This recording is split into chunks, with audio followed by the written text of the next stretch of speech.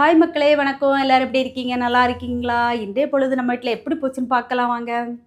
இன்னைக்கு என்ன கிழமை? உங்களுக்கு நல்லாவே தெரியும். சனிக்கிழமை நம்ம வீட்ல என்ன குழம்பு இருக்கும்னு, மீன் குழம்பு தான். மீன் வாங்க எங்கள் வீட்டுக்காரங்க வெளியே போயிருந்தாங்க. நான் ஓகே சோத்துக்கு தீப்பத்த வச்சுட்டு, அப்படியே டீயும் போட்டு குடிக்க ஆரம்பிச்சிட்டேன். எங்கள் வீட்டுக்காரங்க மீன் வாங்கிட்டு வந்துட்டாங்க. என்ன மீனுன்னா, நீங்களே பாருங்க இது என்ன மீன்? இந்த மீனுக்கு பேர் சத்தியமா எனக்கு தெரியாது. குழம்புக்கு மட்டும் சூப்பராக இருக்கும்.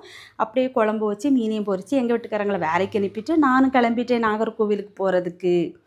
எதுக்கு அப்படின்னு சொன்னால், என் காதில் கிடந்த கம்மல் வந்து கொஞ்சம் டேமேஜ் ஆகிருந்து, அதை மாற்றிடலாம் அப்படின்னு சொல்லிட்டு நாகர்கோவிலுக்கு போனேன். வழக்கமாக போய் நகை வாங்கக்கூடிய கடைக்கு போனால அவங்க சொன்னாங்க, இதை வந்து சரி பண்ணிடலாம், ஒரு 2 நாள் ஆகும் அப்படி சொன்னாங்க. ஓகே கொடுத்துக்கிட்டு வீட்டுக்கு ஒரு கர்ட்டனும் 2 சவுட்டு மெத்தையும் அப்படியே கடையில் போய் வாங்கிட்டு வந்தேன்.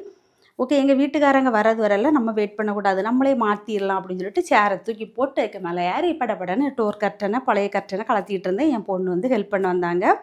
கீழே விழுந்துறாங்க, நான் ஹெல்ப் பண்ணி தாரேன்னு சொல்லிட்டு ஹெல்ப் பண்ணாங்க.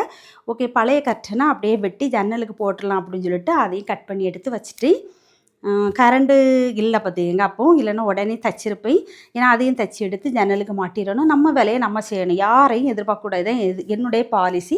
எங்கள் வீட்டில் இதான், உங்கள் வீட்டில் என்னன்னு கமெண்ட் சொல்லுங்கள்.